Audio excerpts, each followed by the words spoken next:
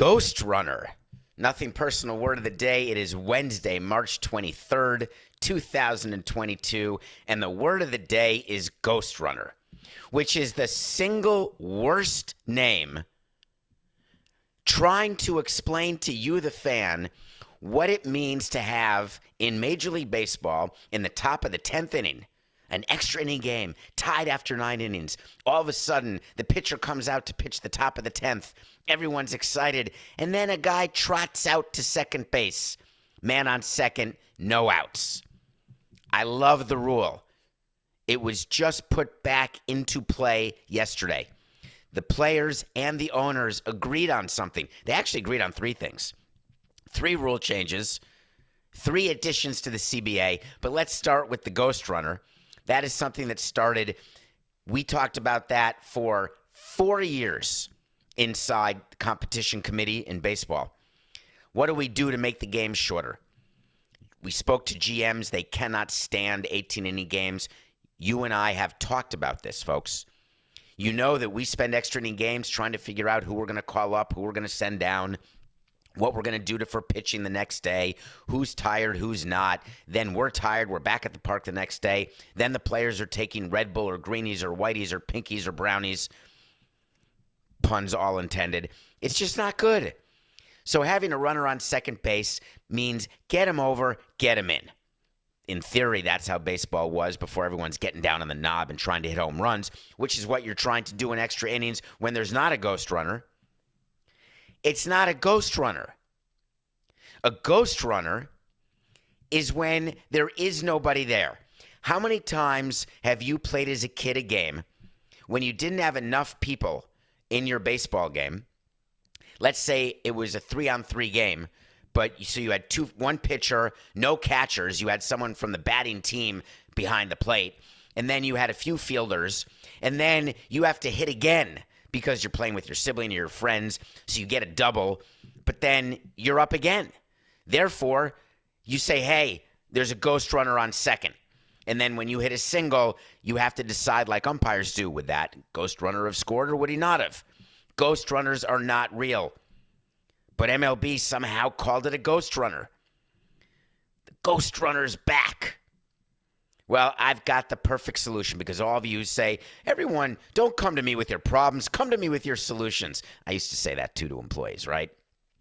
Don't come into my office even though the door's open and start complaining about stuff that's wrong in the company. Tell me how you'd change it, and then tell me whether or not the changes you are going to make are actually going to work and be helpful. All right, are you ready?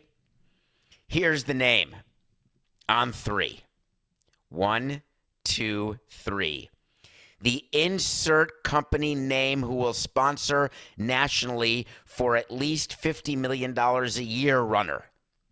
The Rum Runner. The Pepsi Runner. The Coca-Cola Runner. The Hertz Runner. A little nod to OJ. The Avis Runner.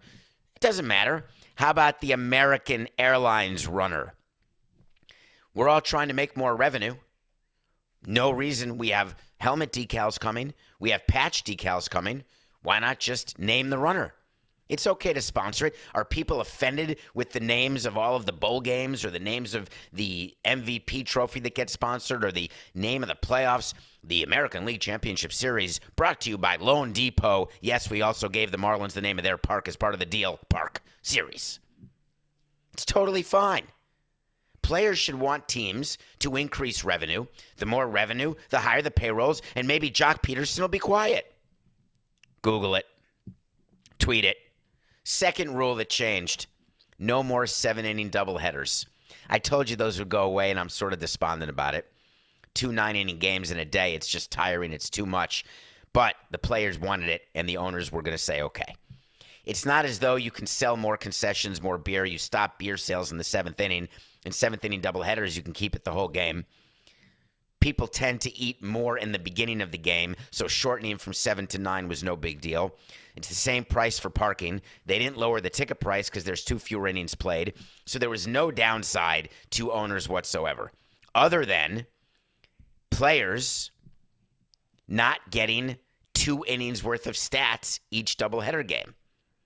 which is a huge downside for players and a huge upside for owners. So they said, nah, we got to go back to playing 18 innings, 9 innings a game. At least there'll be an insert your company runner here, so the games won't go 18 innings. But that's why players wanted 9 innings, so it's back. They want to make sure they've got as many at-bats as possible, as many opportunities to pitch as many innings as possible. So that's the second rule that's back. How about this one? The old COVID expanded roster. It's a yawner, but just know that Max Scherzer is the anomaly for all you Mets fans out there. He went 5 innings. He said he's going to be ready for 100 pitches starting game 1 of the season, although the Mets haven't announced who's their opening day starter, but we could do the math. DeGrom went yesterday, which was the 22nd. Did they announce it? Did they announce DeGrom, Coca? They announced DeGrom? Fine. Yeah, I guess he was there. He should start opening day. But the Mets also announced he's only going to be built up to 75 pitches for his first start, whereas Scherzer could go to 100. So all of the GMs and the managers got together and said, hey, owners, we need more roster spots for April. And the owners said, yeah, but that's giving another month of service time to 3 players. That's 3 months extra of service time per team. Think about that. That is 90 months of service time, right? 90 months. There's 6 months in a year. You doing the math? That's a lot of extra years of service, but the GM said we just need it or else there's going to be injuries, and the owners were convinced to say okay because injuries are even worse than giving a few extra players some extra service time. So there will be expanded rosters for the month of April from 26 to 28 players. By the way, all that math you could cut, Coca. That is me being old saying 25 to 28. We have a correction. It's 26 to 28. So it's 2 extra spots per team. So it's 2 players getting an extra month of service time. That's 2 months, which is 60 months, which is 10 extra. 60 divided by 6. Anyway, whatever. Are we okay? Are we good? Everyone got that?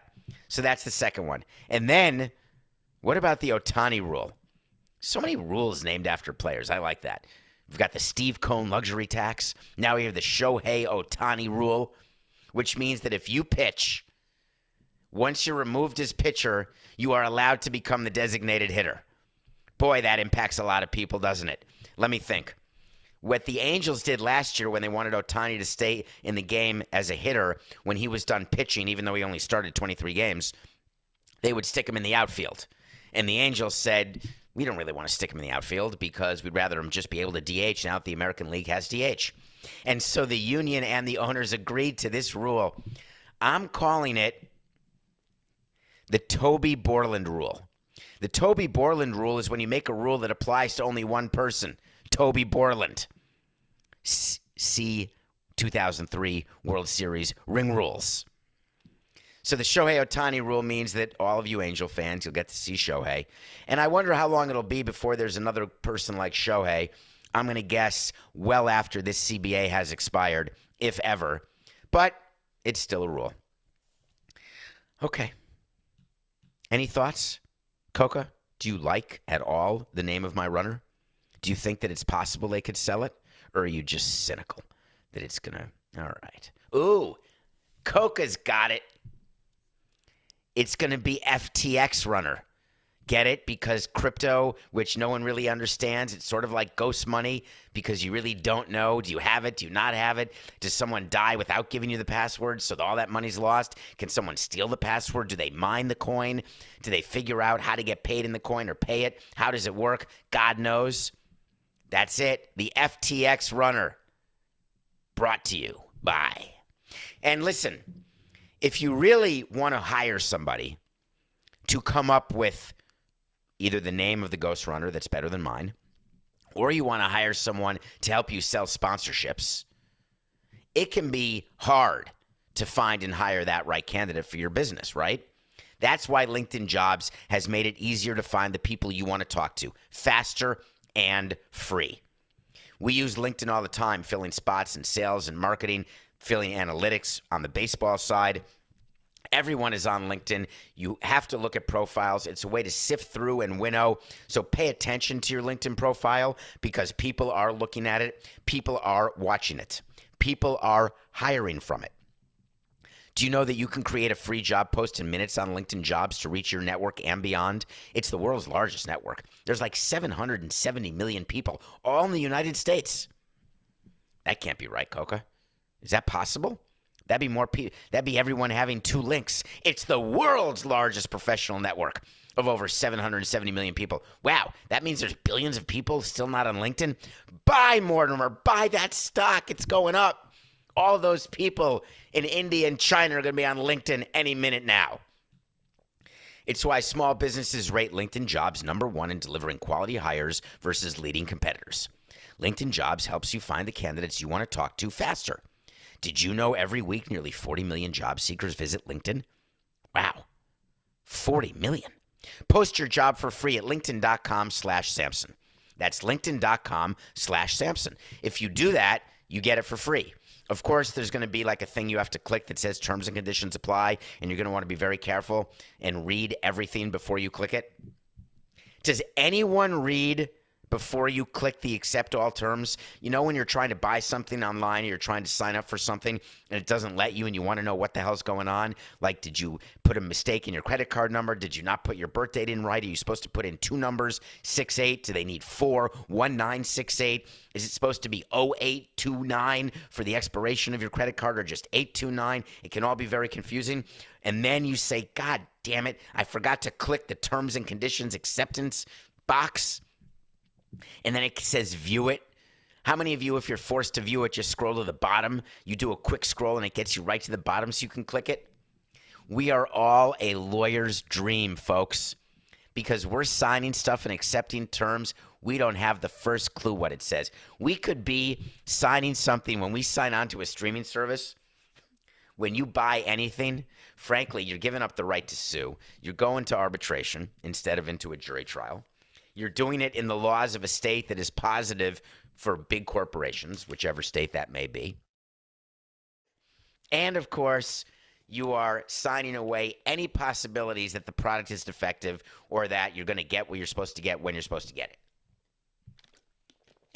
It's like when you do deliveries online and you pay for the overnight delivery, but then you see that it hasn't even shipped yet. And then you have to call to get the second-day delivery payment instead of the overnight delivery, try to get the refund, and then you're like, screw it, it's an extra $10, but I've been on hold for an hour and a half and I still can't find a live person. You all know what I'm talking about, don't you? All right, it was March 22nd yesterday. That is exchange date in this strange year. MLB arbitration exchange date.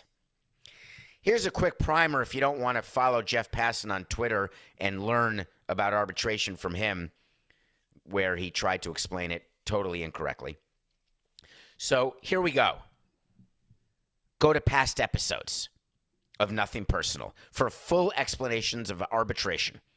So many of you are new to the show. I can't tell you what show it was, but just sort of search arbitration, if there's a way to do that in past episodes, or get to Coca in his DMs and ask him which episodes. But we talked about the fact that if you are a player who is just starting in baseball and you have not been in the league for 3 years, the team gets to decide your salary. If you've been in the league for 6 years or more, you're a free agent. You can go anywhere. And then the market, quote unquote, decides your salary. But if you're between 3 years and 6 years, then the team tells you what they want to get paid. You tell the team what you want to get paid as a player, and if you don't agree, you go in front of an arbitration panel, not a judge, 3 people. You sit there and you say, looking right across the room at your player, you stink. You're injured all the time. Our team stinks. We finished in last place. Our attendance stinks. Look at these numbers. You don't deserve $8 million. You deserve $6.8 million. And then the player says, but look at all these other comparable players who are making $8 million. I'm just like they are. And then the arbitration panel, the next day, submits a decision. They have to choose either the number the team gives or the number the player gives. They can't choose a different number. It has to be one or the other.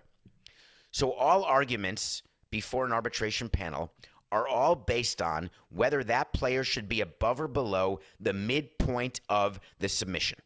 So, let's say Max Fried of the Atlanta Braves, of the World Championship Atlanta Braves, wants to make $6.8 million. And the Atlanta Braves say, nah, I want you to get 6.6. And they go in front of a hearing. What they're arguing is that Max Fried either does or does not deserve to get 6.7.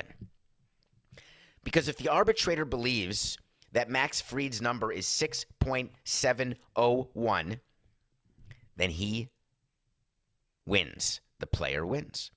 If the arbitrator is convinced that Max Fried's number is 6.69999, then the team wins. Are we following the math? So this year has been a spectacularly different year because the timeline is so crazy. Arbitration exchange dates are normally in January, and then you go to arbitration hearings in February, and it's pretty much done before the start of spring training. Every once in a while, a hearing will bleed into the start of spring training in early February, but they're done before games start. But when there's a labor dispute and a delay, the way there was in 1995 and the way there was in 2022, you have arbitration hearings that are taking place after games have started because spring training games have started. Quick detour here. Please don't tell anyone what your team's spring training record is. Please don't go on Twitter or Instagram or Facebook or go to your office water cooler or your virtual Zoom room and say, our team is 5-0, our team is 1-5, we stink. We're 5-0, we're the greatest team of all time. When you run a baseball team, your manager, your players, your GM, your president, I'm leaving out the owner. If you ask them what their record is, they won't know. Wins and losses in spring training are more meaningless than any other stat in any other sport. Maybe preseason NFL games. They just don't matter. You are there to get your players ready for the regular season. Don't look at line scores. Jacob deGrom struck out 3 people in 9 pitches. Max Meyer went 2 innings. Perfect. Scherzer, 1 run, 1 hit, 5 innings. He's good to go and ready. They're not using pitch sequences the way they would during a regular season game. The approach is different when you're a hitter. Everything is different about spring training. It's about getting ready for the season. Hard stop. But if there are teams, and this is me, folks, I was guilty of this. When I knew that our team was going to be bad, we had just done a rebuild, a retool, you may call it a fire sale, like in 2006. Go back, Coca. But I bet you that we won the Grapefruit League in 2006 because we knew we weren't going to be good during the season, even though we ended up being pretty good and Girardi won Manager of the Year. But we wanted to win something. We had a trophy with Tampa. Whoever wins the season series, it's called the Grapefruit Series is when you win spring training, but maybe it's the Alligator Alley Series, whoever has the best record during the season between the Rays and the Marlins against each other. It was just little things that we did to keep ourselves occupied, motivated. Yeah, it's not great, but it is the fact. So if your team is all concerned, do you remember last year's Wait to See, Coco, when we said the 2 teams that won spring training? I believe it was the Kansas City Royals and the Florida Marlins, Miami Marlins. I believe they won their respective Grapefruit Leagues. And I said those teams will not make the playoffs. The Marlins lost 95 games. I don't know what the Royals did, but they did not make the playoffs either. There is zero correlation. All right, so we're good. Can we move on? Back to arbitration. So during the course of arbitration, my experience started back in 1999 with arbitration, and I had a terrible experience with a player named Wilton Guerrero, who was Vladimir Guerrero's brother. And the experience I had was we made an offer to Wilton Guerrero. Wilton Guerrero said no. Vladimir Guerrero was upset that we weren't paying Wilton Guerrero enough. Vladimir Guerrero's agent went to our owner and said, "You're making Vladimir upset. Pay Wilton." And I said, we're going to go to a hearing with Wilton because he's asking for a number that is not realistic. He's not going to win. And Jeffrey, because he was worried about Vladdy, made us settle with Wilton Guerrero before a hearing. And that was the last time. For the rest of my career, we were what's called a file-to-go team. We started the concept where we said, and you can look up the history of this, there were very few teams doing, there was no one doing it as strictly as we were doing it, which was if we exchange numbers with you, we are going to a hearing. So if you want to file an unrealistic number for yourself, please go ahead and do it. You're going to lose, and we're going to offer you less than our last offer to settle. What do I mean by that? Let's say you exchange on March 22nd, even though that wasn't the date. It was yesterday, but in other years it's not. And you're trying to settle with, pick a player, Aaron Judge. And you're negotiating with Aaron Judge and his agent up to the time that you exchange. If he were a Marlin, by the way. We'll talk about him as a Yankee and what happened yesterday with Aaron Judge. And we say, Aaron, our last and best offer is $17.5 million. And just know this, if you don't take it, you're not going to see it again. So then the player doesn't take it, and then we file below our last offer. So the Yankees filed $17 million in the Aaron Judge case. So Aaron Judge, by going to a hearing, is risking making $500,000 less than he could have made had he accepted. But the player will say to himself, I'm willing to take that chance because I'm filing for a number that is so far greater than what their last offer was. Aaron Judge filed at $21 million. The Yankees filed at $17 million. That's a $4 million difference. A difference like that, you better be damn sure there's going to be a settlement, because when you are a team that is filed to go and you never waver from that, there's never a $4 million difference. I want you to take a look. There's a website called Spotrac, and it lists all of the MLB arbitration filings, what the players filed and what the teams filed. And what you'll notice is the number of teams who are now filed to go all these years later, it's the majority of them. So Trey Mancini of the Orioles wants $8 million. The Orioles offered $7.3. That's an example. How about Lucas Giolito of the White Sox, a notorious file-to-go team? 7.5 is what Lucas wants. The team offered 7.3. Are they going to go to hearing over $200,000? We've gone to hearing with players over $150,000. Because if you say that you're a file-to-go team and then you settle after you file, then the next year, players won't believe you. Agents won't believe you. And they will not engage in a negotiation that will result in a settlement, and they will not file a number to go. They'll file a number to settle. What does that mean? When you file a number knowing that the team is not going to go to trial, you are filing a number to settle. Generally, these things settle at the midpoint. So Aaron Judge files at 21. The Yankees file at 17. I'll bet your Bippy there's a settlement around 19. It's called a midpoint settlement. Players who know they're going to get a midpoint settlement, by definition, are going to file higher in order to increase what that midpoint would be. We didn't want to do midpoint settlements because what they do is they actually move the salary structure up. Because once a player settles, or once a player wins or loses arbitration, meaning once a player has a salary, that's the salary associated with that player for all time going forward. And arbitration uses comps. So the next time there's a player like Aaron Judge, you're not going to read Aaron Judge wanted 21 and the team wanted 17. You're going to read what Aaron Judge's actual salary was. So the purpose of being a file-to-trial team, a file-to-go team, is that it squeezes the bid and the ask. It makes the gap as small as possible. So it's easy to see which teams are going to settle and which teams are going to go all the way to trial. But this year may be different. If I'm running a team this year and I know I've got the season starting, I really don't want to focus on an arbitration hearing.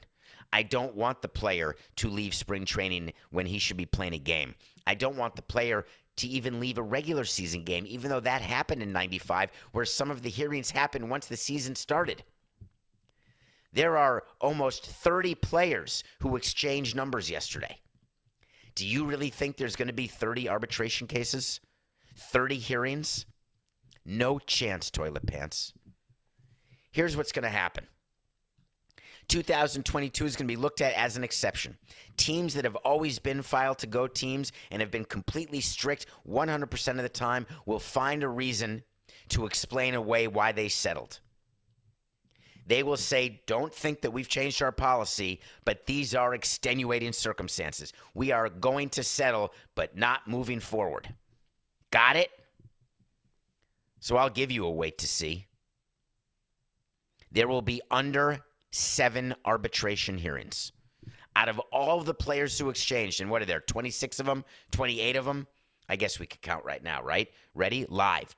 5 for the Braves. That's a lot for a World Championship team.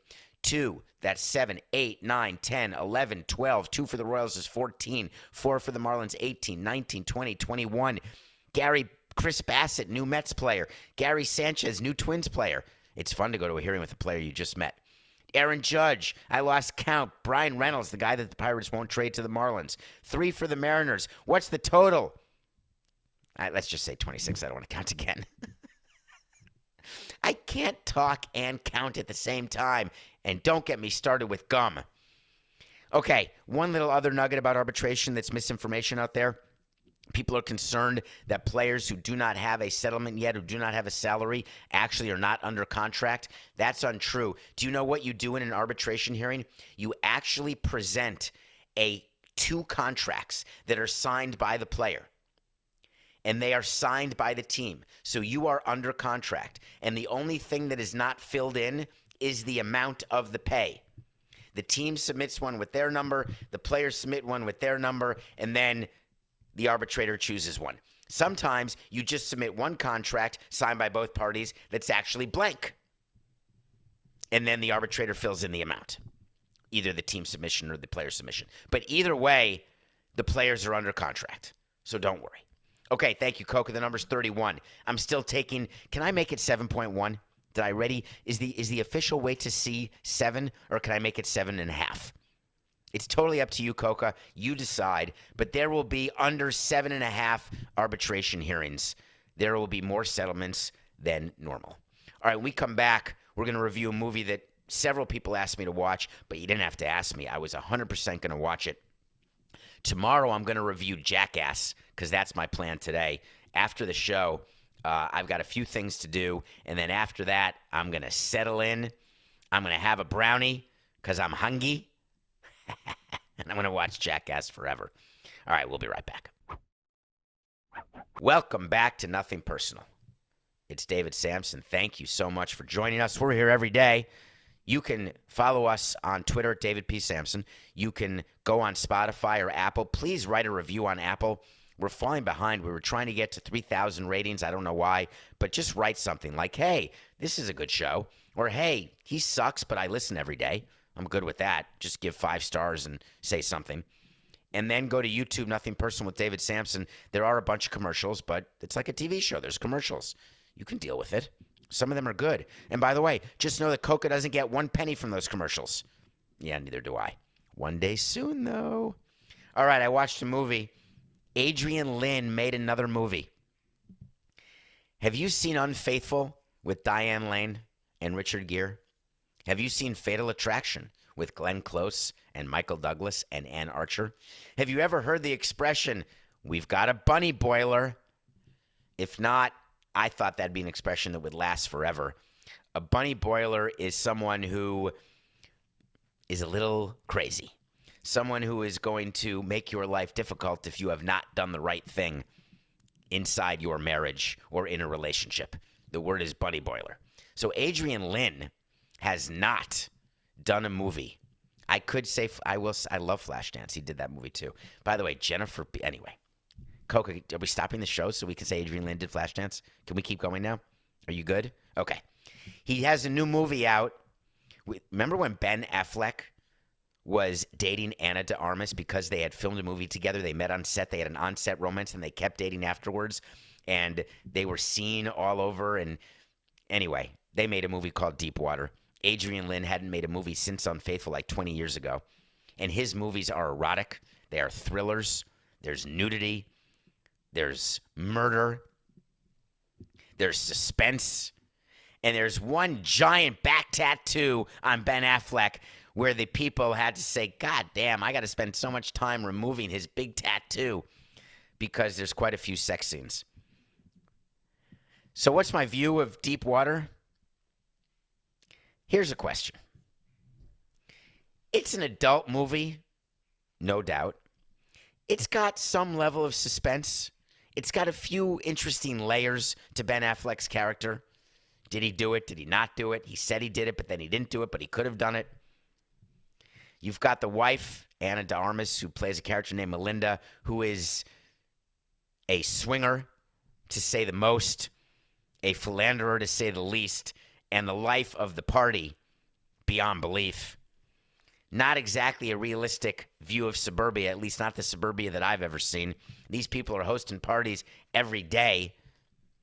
The movie itself is a train wreck. It's terrible. There is one redeeming thing about it. It's hot. I admit it. When you see two major movie stars and they're willing to get after it, I'm in. I wasn't interested. Tracy Letts is in this too, who I love, but I wasn't interested in the outcome. I didn't care. I thought the end was the most bizarre. As a matter of fact, if you don't watch the movie, fast forward to the scenes that you want to watch, and then go to the credits and ask yourself, why were the credits done the way they were done? I had a very important question about that, and I'll never get an answer. Okay, Deep Water. You may want to check it out. All right, Coca. You know what I want? I want to talk to Samson. So you want to talk to Samson. That is from the movie Half Baked, which is what you should be right before you watch Jackass Forever. There's a character in it called Samson, and people want to talk to him. So we do a segment called So You Want to Talk to Samson, which is when you go on my Twitter at David P. Samson or Instagram, but mostly Twitter, and ask a question. DMs are open. I get to as many as I can. There's still things that are blue, but I try. I really do, and I do better than most. So, can you explain the MLB antitrust exemption so that I can explain it to my friends? I like that kind of question because it's one of those things that's being talked about right now, and you hear it from time to time, and your eyes may glaze over. Major League Baseball has an antitrust exemption. What the hell does that mean? And then all of a sudden, you get a video yesterday, a sneak preview of my not friend Brian Gumbel doing an interview with Bernie Sanders. You know where I am politically, right? Pretty much down the middle, although I've never said that before. I'm not a big fan of Bernie Sanders. I don't take him seriously, but what he did yesterday is laughable. He is going to put forward a bill that is called Save American Baseball Act. The SABA, the Save American Baseball Act.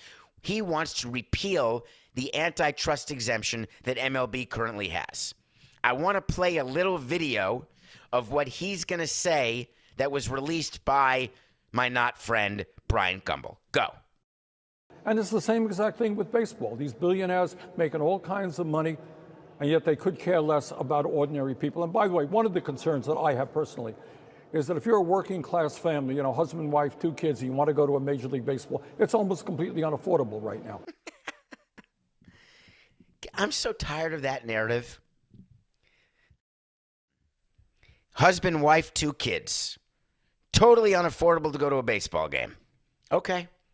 Have you been on StubHub recently? Bernie? Are you here for the people? Baseball is the single most affordable sport that there is. The price of entry to a baseball game on a random Wednesday, if you're paying more than $10 for a seat in any stadium in the country, then you're not doing it right. Don't give me the, oh, it's $400. I got to pay $85 a ticket times 4. That's already right there, $340. Then by the time I get a hot dog and a beer, and then for my child a hat and a pennant, I'm at $400 and I'm working class. I can't afford that. Okay. And you think that repealing the antitrust exemption will make tickets more affordable? Let me just make sure I understand, Bernie, what you're trying to do, because you don't understand what you're trying to do because you don't understand the antitrust exemption. So here it goes. Did you know that the NFL and the NHL and the NBA also have certain exemptions to the antitrust laws? Do you know the antitrust laws are laws that are meant to encourage competition? That's the way to really bear it to its bare bones. You don't want companies colluding to quash competition. That is why you see when these airlines get together or merge, or cell phone companies, they're always looked at by the government to make sure that competition will not be quashed, therefore having a deleterious impact on the customers, because then prices go up. Do you know that the antitrust exemption that is held by the 3 leagues, not MLB, is so they can pool their rights and sell each of their rights to one buyer so they can broadcast?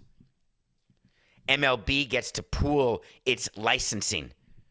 It gets to pool its broadcast rights so they can sell out of MLB.com. They can combine all revenues and then split them for baseball cards, for uniforms, etc. Do you know that the antitrust is what enables baseball to be in charge of relocation? But if you take that right away, which is what Bernie is saying, people have come after it since 1922. It's been 100 years since the exemption was put in by Justice Holmes. And the reason for the antitrust exemption is baseball was viewed as not being interstate commerce. That's sort of the technical rule. But if you're explaining it to your friends, just say that when teams are playing each other, they are playing from different states. So in theory, you're doing business across state lines. However, a game is in one particular state, and what they are trying to do is take the rights that teams have in their own territory, combine them with the rights of the other teams in their home territory, put them all together, and then sell them. Sell the rights to broadcast, sell the rights for uniforms and logos and marks and intellectual property. It's all normal. None of that is a concern of Congress. What about the minor league issue? Now Bernie's got a point. Bernie believes that he is advocating for minor league players because the antitrust exemption gives Major League Baseball the right to pay players on the minor leagues what they want. They got a ruling because they were sued that they don't have to pay a minimum wage. There's a pending lawsuit that we discussed about that very issue. The antitrust exemption is something that allows MLB to tell teams whether they can or cannot play in a certain place. So Bernie believes that if there's no antitrust exemption, Stuart Sternberg of the Tampa Bay Rays could stand up, say, we're leaving Tampa and we're moving to Manhattan. That's not how it works. The absence of the antitrust exemption will not in any way allow your team to leave and go to your city that doesn't have a team without a vote of the owners. Right now, in order for Stuart Sternberg to relocate, he needs a vote of the owners. That won't change if the exemption goes away.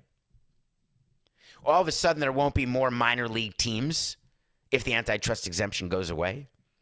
All of a sudden, there won't be higher pay for more minor league players if the antitrust exemption goes away. All of a sudden, ticket prices won't go further down if the antitrust exemption goes away.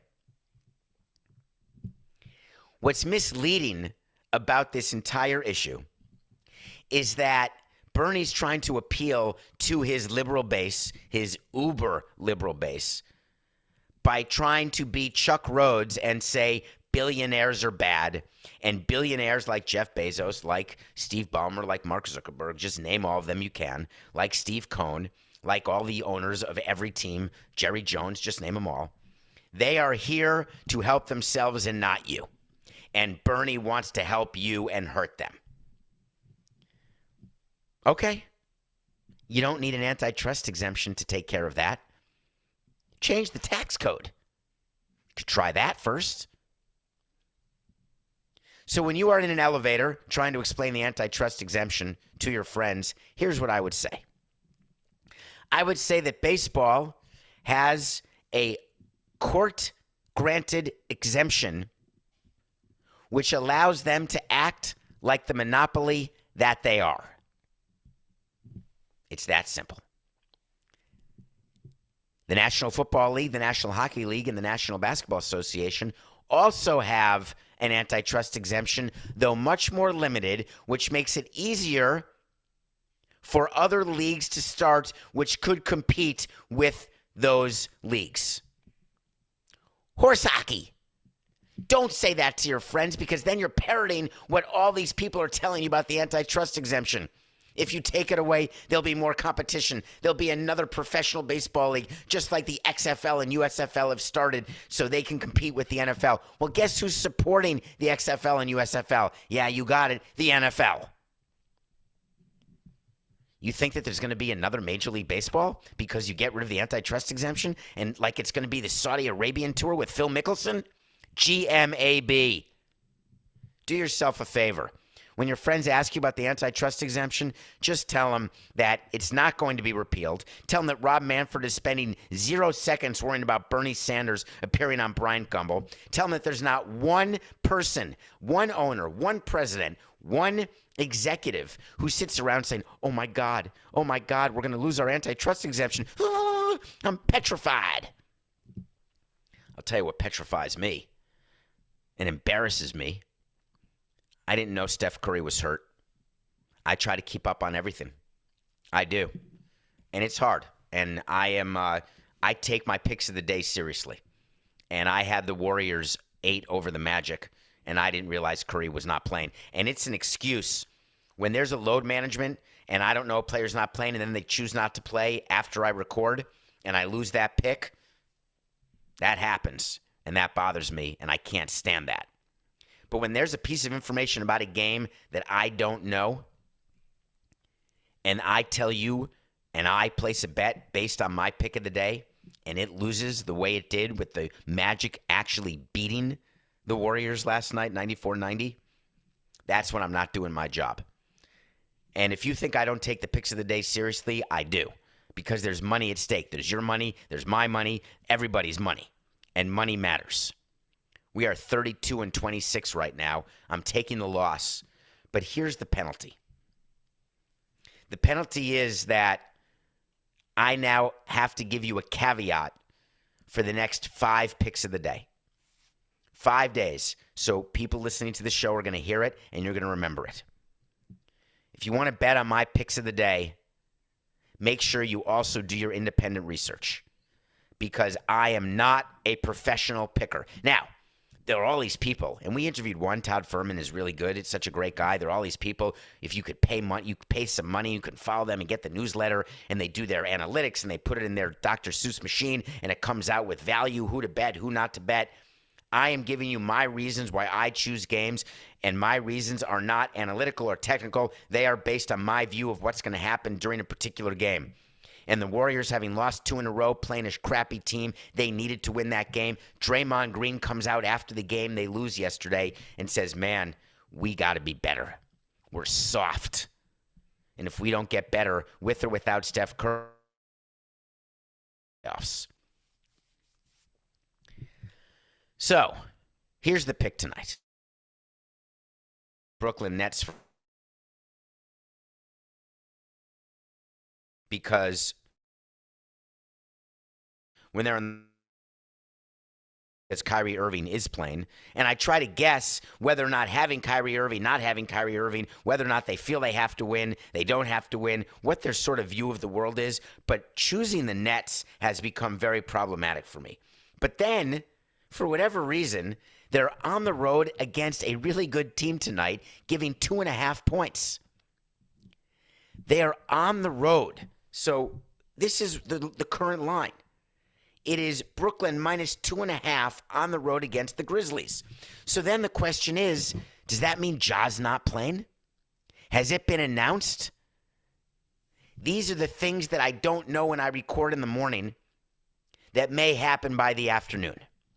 So my penalty when I'm 32 and 26 is that there is no pick of the day today.